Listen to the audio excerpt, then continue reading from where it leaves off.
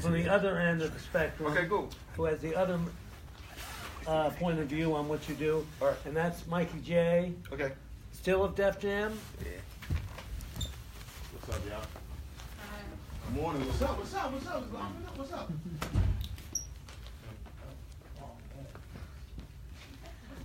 It's a rough crowd. Yeah. It's my little cousin, y'all. It's my cousin Percy's son. It's my little cousin. It's crazy. It's my little cousin. Tony? Hey. Wow. This is my little cousin, for real, for real. Nice to meet you, sir. Just talking to Corey about you last night. So how you doing, everybody? I'm Mikey J. I'm a two-time Grammy-nominated producer and recording artist. I got 13 music awards, and I got 30 honor awards, ranging from Barack Obama to the United States Congress for the philanthropy that I do within the community. And that's taking guns off the street, that's doing toy drives, that's feeding people, and so much more. Working here too. Huh? Working with students here too. Yeah, and I work with students here too. I just like 3 productions, talk shows, as well as I come from a family of musicians. Fat Joe, that's my big bro. That's my big bro. That's my big bro. A brother from another mother, in other words. I grew up in Forest Projects, 165 Trinity Ave.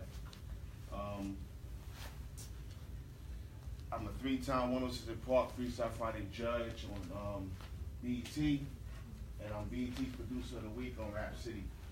But what's most important to me is what I do for the community. You can have all these accolades all day, but what's most important for me is what I do for the community. You know, just getting these guns off the street to make it more safe for y'all. You know, I can do things that NYPD or whatever law enforcement across the country cannot do, and that's get to the people that's, you know, unsavory characters, as you say. I've been rapping since I was 12. My first official hit record was Stupid Fresh in 2005. And my career took off from there. As a producer as well, I done produced for Katy Perry, Kelly Clarkson, Q from Day 26, Cuban Link, DMX, and about 100 other artists. And to answer the question that the young lady right here asked Mr. Tony Dofat, the way that I got in the door production-wise, my first artist that I was producing was Nicole Ray. She used to be with Missy Elliott and Timbaland. And it was just faith and perseverance. It was being at the right place at the right time, networking parties, mixers, you name it. And I was shaking hands. You cannot be afraid of anybody in the entertainment business. You got to be able to walk up to them, take your hand out, how you doing? My name is Mikey J. That's it. And they say, well, what do you do? Even if you don't know what the person does, ask them what they do. You know, even if you do know what they do. Jay-Z rap, right? But Jay-Z's also a businessman outside of rap. So you walk up to Jay-Z, I'm Mikey J. Jay-Z. So what else do you do, Jay? And then he'll start running out his business. So you always want to engage people. Don't be afraid to engage anyone.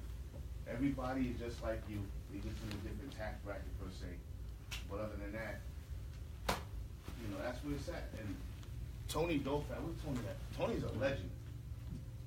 If y'all don't know his name, y'all need to just look him up, because he's a legend. Like, straight up. And I wish I worked with him 411. I was probably too young at that time, but any questions at all? About rapping, writing, the process of writing? Like, how have you seen the industry change over the last of your career? It has changed. It has changed. The sound has changed. And when the sound has, you know, we know what do you call it? Mumble rap now, trap music. You know, it's a whole new situation now. You can have dope rappers like. Yeah. Also, I direct. I act. I'm in contracted and obligated to 30 feature films. I'm in a film called Blowtorch right now with Billy Baldwin, Amanda Sante, Catherine Najimy, Jack Falahi. Y'all familiar with Murder? How to Get Away with Murder? Yeah. Well, my boy Jack Falahi, he plays an attorney on there, and Victoria Cartagena, she's on Gotham. I got another film coming out called Forsaken Others that's starring me, Donald Moore, Ruben Blades, Rita Moreno, Amanda Sante, you name it, we got an all-star cast for that. And I got another film coming out that we're working on called The Teddy Bear, and that's starring Joan Cusack, and myself. And I also got my own films coming out, A Matter of Time, Days of a King. So acting, producing, I finance films as well. Can you rap for us? Can I rap for y'all? Yeah. After we do this, because they only gave us like a certain amount of time, but I promise I'll do something for y'all. Freestyle. How long did it take for you to get into the industry? I started, my other cousin is Diamond D, that's me and Percy, other cousin from DITC, Dealing with Crates, and I started when I was about 10, but I didn't write my real song, so I was like 12. I'm 38 now, so that's how long I've been doing it. But I've always kept up with what's new, the now. So I'm not caught in a time warp. I don't sound like an 80s rapper or 90s. I'll give it to you. Yeah. Yeah, what would it take for like somebody to become like active around like this time period? Honestly, all it takes is castings. You can go to 360 castings, or just look up any casting company, casting director. You have an acting class here or drama? No, No. not in this program, but we do work with some of our students. Yeah. It takes a lot of training. Yeah. You can do monologues, video monologues. Right. Go up on YouTube, Vimeo. Go to every casting call. Go to every industry mixer that has something to do with a film. Go to a fashion show. You'd be surprised, y'all. A lot of people be at fashion shows. You know why? Because fashion, film, and music, they always come together. They all go together. Just be everywhere where everybody's at. Huh? What about SoundCloud? Who? Do you like SoundCloud? Oh, SoundCloud, if you got a demo or something, you can put it up on SoundCloud. But here's the thing. I don't know if you know about this yet, but SoundCloud, Tony might know this. SoundCloud is about to be taken over by the big four, what, 3 or 4 now. I don't know. The labels is all changing, but 4. It's 4 now, right? Yeah. Still? Already taken over. Same way they took over YouTube. Y'all know that Warner, Atlantic, and all them got together and they merged with YouTube. Y'all know that, right? Yeah. Yeah. So SoundCloud about to be taken over as well. Why though? That's the industry. That's corporate, man. They about that dollar, bro. I'm not even gonna sugarcoat it. Alright, this is gonna be the last question, because we gotta move on, right, Mikey? I was saying, I'm still the rap though, but I feel like a few things on SoundCloud, which you were saying, you actually record and put things on SoundCloud. Yeah. I would say, because you got Creative Commons license, there's a whole lot of stuff with that. Record your music separately in the studio. Then you upload it. But before you're uploading this stuff to these streaming services, you gotta make sure one thing before you sit down. You gotta read that long wording they have. You gotta read that. Because we throwing our stuff up on these streaming services, and some of them are actually owning your stuff. Copyright your stuff, publish your stuff, join the society, ASCAP, BMI, CSAC. We can, this would be a whole class, man. This would be for hours, but make sure you go to a studio and then you upload it to SoundCloud. And if you want people to stream it, then you just stream it. If you want people to download it for free, you click download. All right, but that's it. Wait, did you make your own beats or? Yeah. I played piano. I've been playing piano since I was 12. So, I've always been into piano and melody and strings. So I've been making my own beats since I was like 16. I started on the Alessis SR16 and went from there.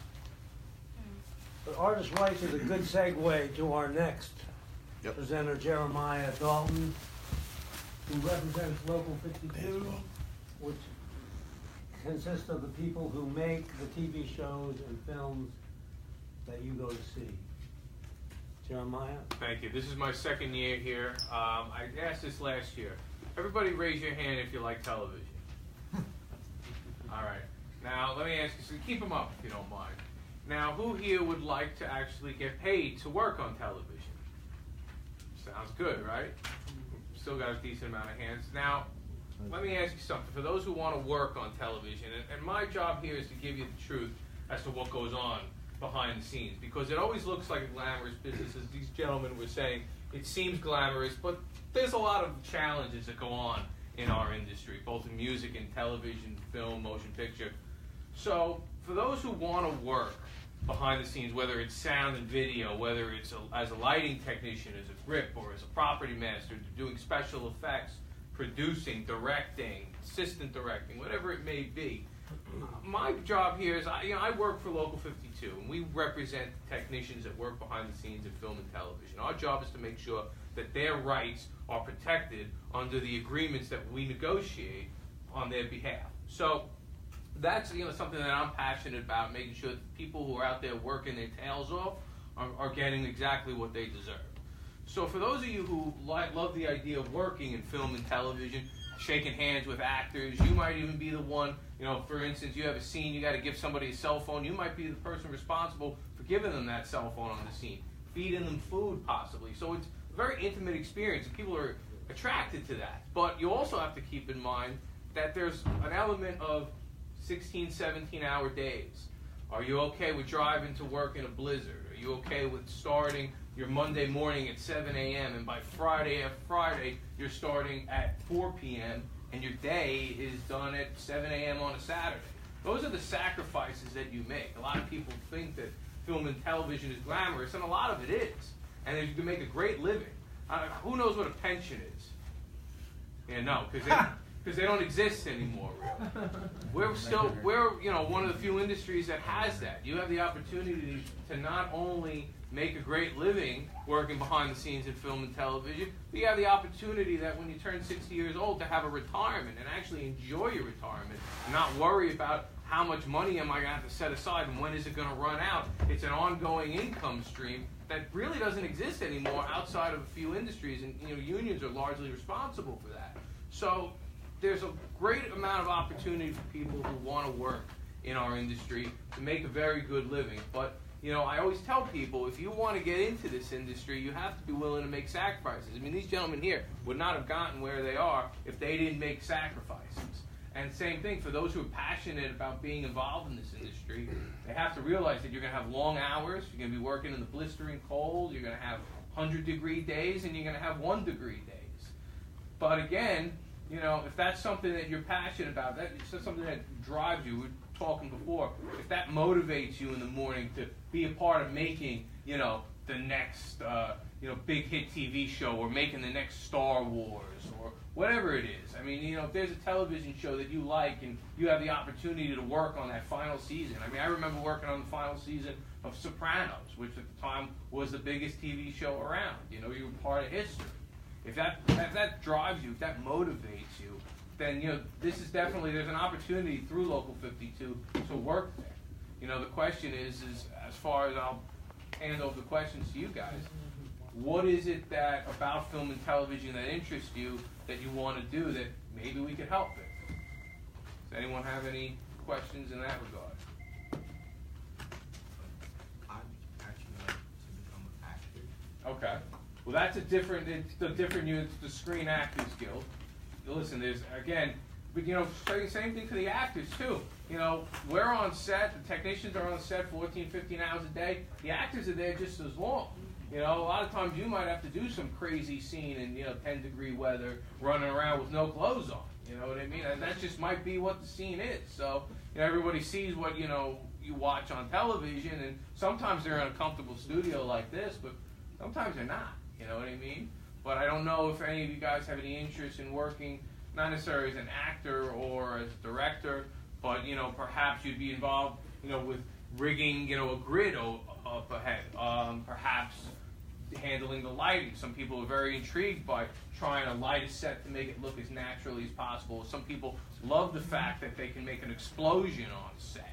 Those are things that we handle, which you know, for some people, you know, they're more intrigued by that than being, you know, the person in front of the camera. So it really depends on the person. Jeremiah, and what kind of skill set would